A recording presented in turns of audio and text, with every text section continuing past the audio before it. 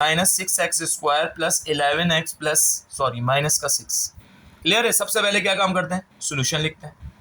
बेनाम है इसको क्या बनाएंगे, बनाम। बनाम का मतलब क्या है, हमेशा नाम क्या देते हैं, px यानी पॉलिनोमियल x।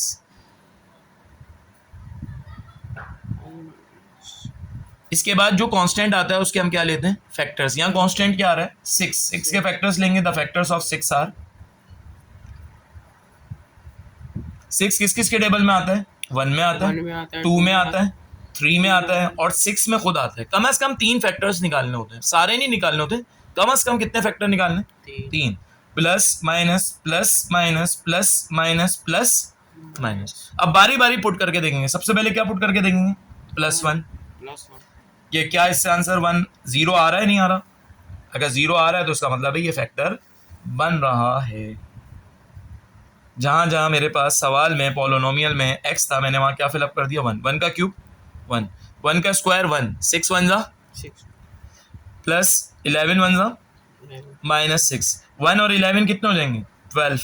-6 कितने हो जाएंगे, 12। 12 से 12 कैंसिल, क्या जवाब आया, किससे आंसर 0 आया, यहाँ 1 प्लस हो रहा है, वहां जाके क्या हो जाएगा, एक फैक्टर क्या हो गया, एक फैक्टर क्या हो गया, 1 नहीं हुआ, x -1 हो गया, is one of the factor of polynomial x। अब क्या निकालेंगे, दूसरा फैक्टर। उसके लिए क्या यूज करते हैं, बाय सिंथेटिक डिवीजन।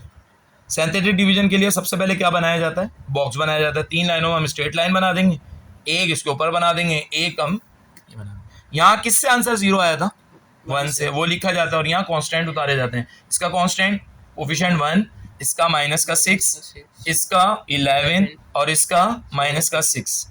पहला वाला एज इट इज कॉपी हो जाएगा, 1 1 जा -6 + 1 जवाब आएगा माइनस का 5।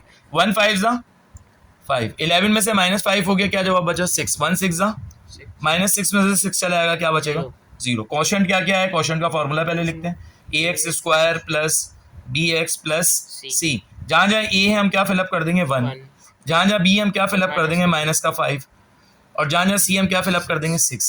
1 को x² से मल्टीप्लाई करा, x² plus minus minus 5x plus 6। Middle term break हो रही है, मल्टीप्लाई करूं तो जवाब 6 आए, प्लस करूं तो जवाब 5 आए। वो दो नंबर्स कौन से हैं, तो 2 और 3। 2 और 3 को प्लस करूंगा तो क्या जवाब आ जाएगा, 5। 2 और 3 को मल्टीप्लाई कर दूंगा तो जवाब क्या आ जाएगा, 6। 2 3 जा 6, 2 + 5, 2 + 3 5।